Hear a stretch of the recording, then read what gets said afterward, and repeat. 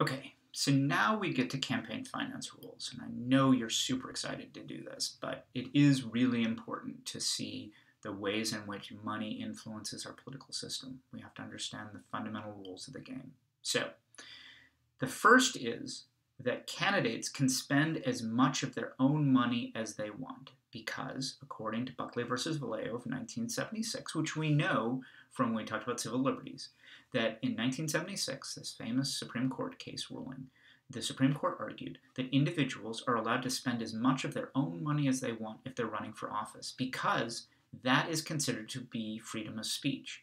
That the money that is spent by an individual running for office that they would like to win is their own speech. In order to do so, they need to talk to the constituents, the people who they're going to be representing. And that's going to cost in our modern society a significant amount of money. And if people want to spend their own money, they can and should be able to do so.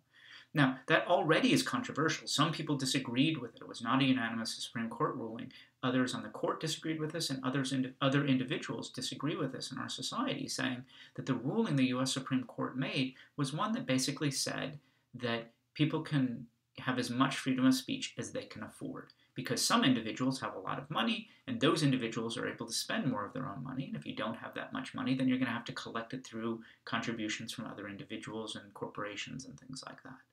But, so the basic foundation is if you as a candidate want to spend as much of your own money, millions, billions, whatever you want to do, you're able to do so because that is considered freedom of speech.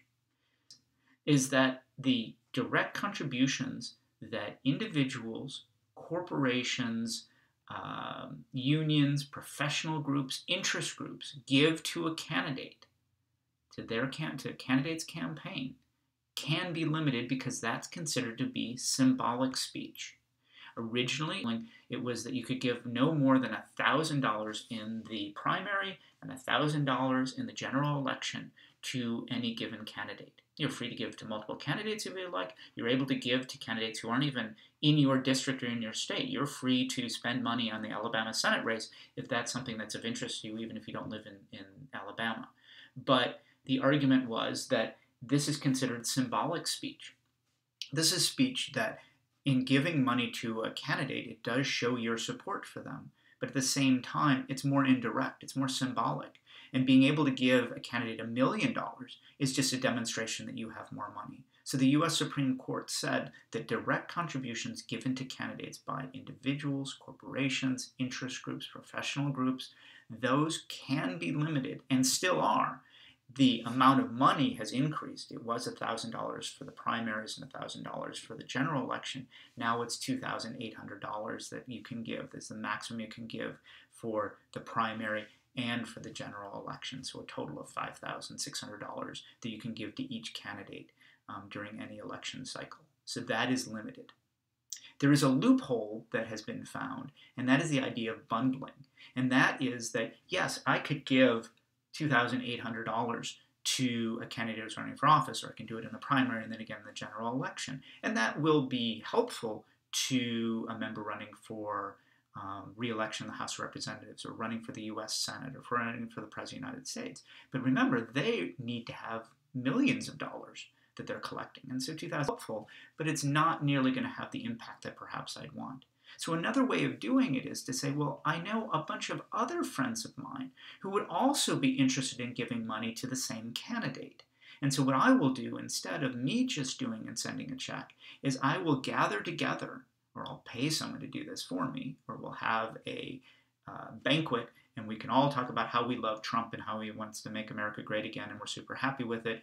Or Ellen Lowenthal as running for the U.S. House of Representatives again, how he is protecting our district and fighting the good fight, or whatever the candidate is.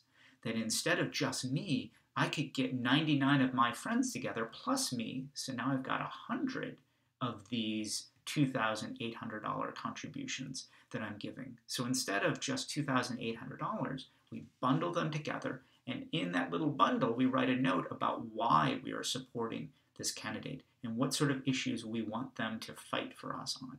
And now we're talking $1,000 as opposed to $2,800. And that bundled check might have more of an impact. We'll realize that there are like-minded individuals who have banded together to do that. So money has a way of finding its way to the candidates, even when there are these restrictions, and that's what we're learning. But there's another loophole that was created by, and we've seen this previously, Citizens United. The Citizens United ruling in 2010 created so that independent expenditures cannot be limited. And independent expenditures are, instead of me gathering together a bunch of checks and giving them to a candidate, instead we gather together and say we really, really do want Ellen Lowenthal reelected, or we really want Trump to make America great again, and we know he's going to need to have a lot of money in order to be successful. So instead of giving money to the campaign, what we do instead is that we hire our own people to make ads our candidate and against whoever's running against them.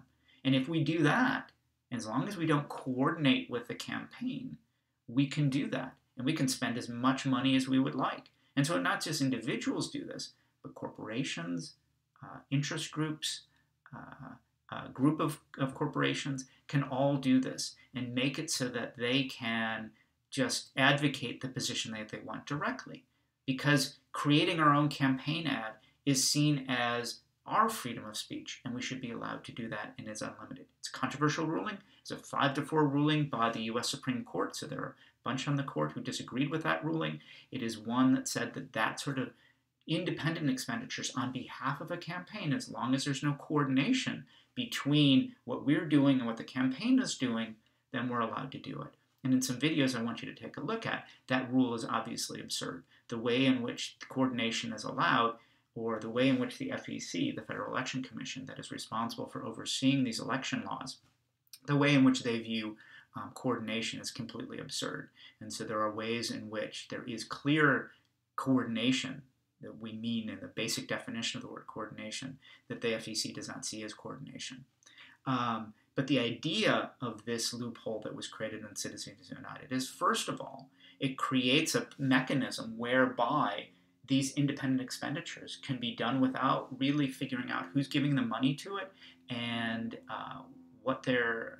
who the donors are, and they're free to spend as much of their own money as they would like. Furthermore, it now allows freedom of speech. Corporations, interest groups, things like that, professional groups, are all given freedom of speech rights. The one that's most controversial is corporations. No one expected corporations to have freedom of speech rights. When the U.S. Constitution was written, corporations are a very different entity. They were much more limited. We saw in the Citizens United video that we saw when we talk about freedom of expression, and I ask you to see again just as a reminder of how that works.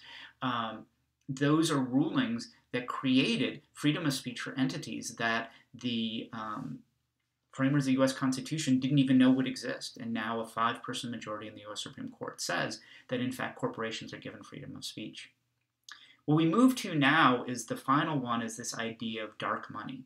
PACs are perfectly legal, and those are political action committees, and they are the mechanisms whereby interest groups and corporations and individuals can give money to a political action committee, and then that political action committee can then donate money to the campaign. And that is a committee that's set up for that. It's a way for interest groups to influence the people who are in office. And that has been around for a while. And those political action committees are limited, just as individuals are, to giving no more than $5,000 in the primaries, and then another $5,000 in the general election to candidates they want to support. So there are limits on those. There are a way in which money can be given to a candidate, but they're limited because that's seen as symbolic speech. But now with the rise of these independent expenditures, now individuals and corporations who have a lot more resources don't have to set up these PACs. Or what they can do is they have PACs that are existing and call them super PACs. And all it needs to do is that you write a letter to the FEC saying, I intend this to be a super PAC. And a super PAC is then one that says, I plan on doing independent expenditures to advocate for a particular candidate separate from coordination with that campaign. And that's all I need to do. And once that's set up, then those PACs can spend as much of their own, the money they can raise, whatever money they can raise, they can spend advocating for a particular candidate. And what we're going to see in the videos that I want you to take a look at is the sort of ads that are put out by the super PACs are very different than the ones put out by the candidates themselves. The super PAC ads tend to be ones that are not nearly as accurate. They're much more inflammatory. They tend to be ones that are really aggressive and really talking about ways of attacking the other side. Certainly ads put out by the candidates themselves and the campaigns themselves can be negative ads. They're negative campaign ads that are put up by candidates all the time. But the super PACs amp those up because they're not held to the same standards. We don't know who is behind these super PACs. We don't know where the money is coming from. We don't know how much money it costs to put that ad together. All of that information is hidden and hidden for a long period of time. And what that means is it creates this idea of dark money. We don't know the full amount of money that is being spent advocating for a particular candidate and how they come up with the decisions of what sort of ads they're going to put on. So the lack of disclosure is one. The lack of transparency, the lack of us as citizens to know what sort of money is there and where it's coming from is one that is causing